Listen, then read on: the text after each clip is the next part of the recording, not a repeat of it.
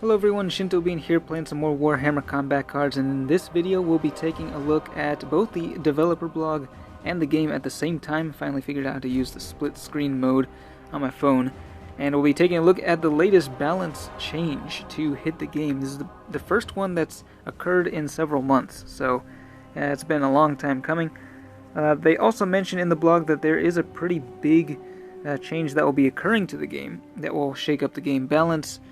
And it says here that they will be making some major changes to legendary cards. Still don't know what those changes will be, and it's still a little bit too early for them to reveal any information on that, but it sounds interesting. But let's go ahead and look at which cards were affected by the balance changes.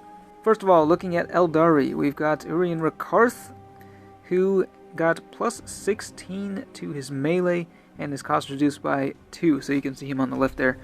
I have him at level 6, so 59 melee, that's quite a bit. He can actually punch pretty hard now. Haven't played him in a long time, so definitely going to have to dust him off and try him out again. Next up, we got one of the most powerful psychic bodyguards. This Farseer has Psychic Link, and they buffed everything except for his psychic attack. But the main issue with him before was that he was very squishy, had very low health for his cost.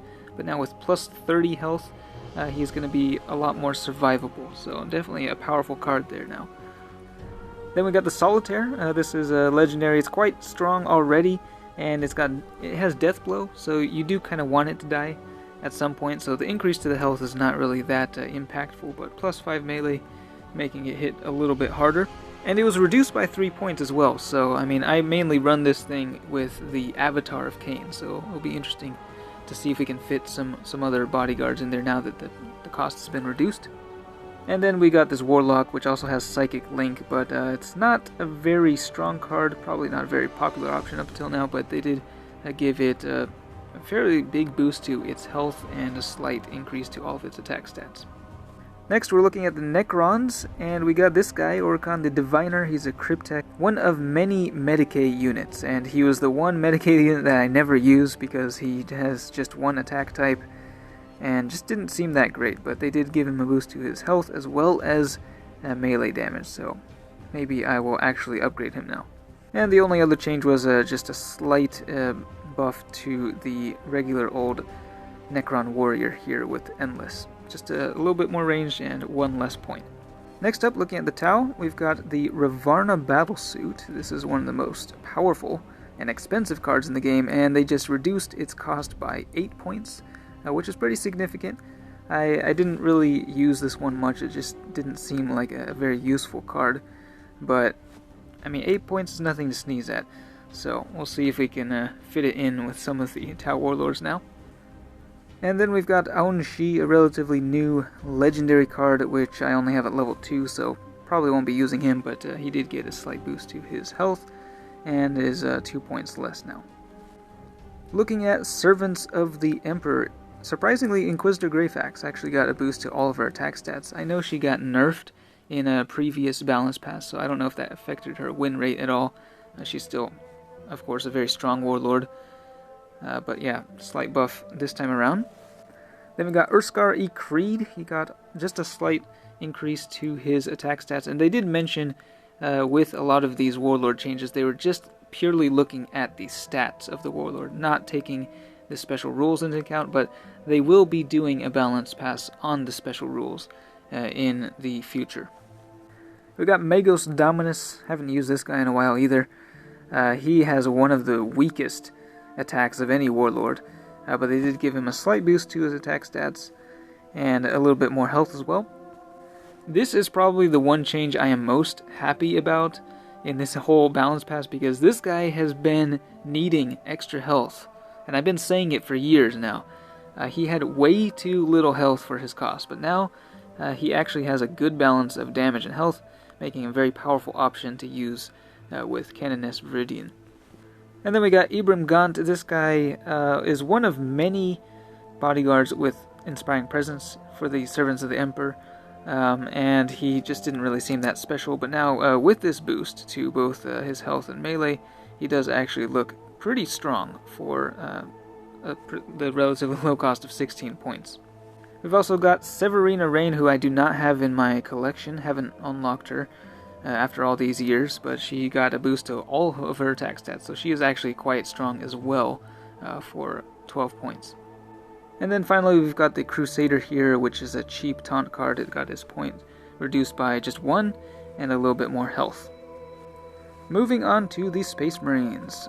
Lieutenant Tolmeron got a pretty significant increase to his health, 30 more health and plus 5 melee. So in the past it was pretty easy to kill him once he hit the field, but he's going to be a little bit tougher now. Of course his bodyguards are the ones that are supposed to do all of the heavy lifting, but now he can actually punch pretty hard with that melee attack. Then we got 2 legendary bodyguards. The first is Chaplain Mores. This guy got just a little bit of a boost to his melee attack. And Kaivan Shrike got a boost to his health as well as a slight boost to the melee as well. This guy just hasn't really seen a whole lot of usage. I remember him being pretty strong early on when I was first starting out, and they buffed him like so many times. We'll see if anyone uses him now.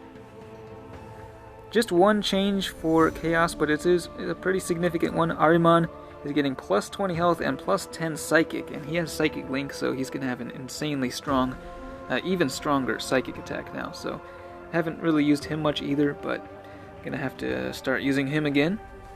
A number of the Orc war bosses got a boost to their stats as well. I'm not sure if the health boost on Captain Badrook was really warranted. He was already pretty tanky, and now he's even tougher with 20 more health. His ranged attack was pretty low, and that got boosted just a little bit. Boss Zagstruck also used to have very little health, but he has been buffed several times and now got another 20 health added on. And then we've got Zadgrod Wartsnaga, the newest Orc war boss, and he got a boost to his health as well as a slight boost to his attack stats. This guy is quite fun. I do enjoy using him. Quite a few Orc bodyguards did get a boost to their stats. I don't actually own all of them, and I think like 2 of them don't even show up in my collection, like this Bouncer and the Red Gabo, just a limited edition card that got a boost to the stats. There's also another one, just the regular Red Gabo. I don't have that card either, but you can see the stats there. As for the ones I do have, we've got the Mini Tank Squadron here, which I have used a little bit, just didn't really bother upgrading it, but now they did get a pretty good boost to both health and ranged attack. And then we got a pretty new card here, the Pain Boss with Medicae. That one also got a boost to its health and melee, as you can see. And then finally for the Tyranids, only one single card got a boost to its stats, and it's the Abominant, which got plus 15 health. Which is probably a good thing. I think this thing did not really seem that much stronger than the Aberrant, but now it is a bit tougher. I think a lot of the Tyranids did get a boost to their stats in a relatively recent balance pass. So that is it for the changes here. Let me know what you think, especially about the ones for the warlords, and if you think you'll be using any of those warlords more this season. Let me know in the comments. Thanks for watching, and I will see you next time.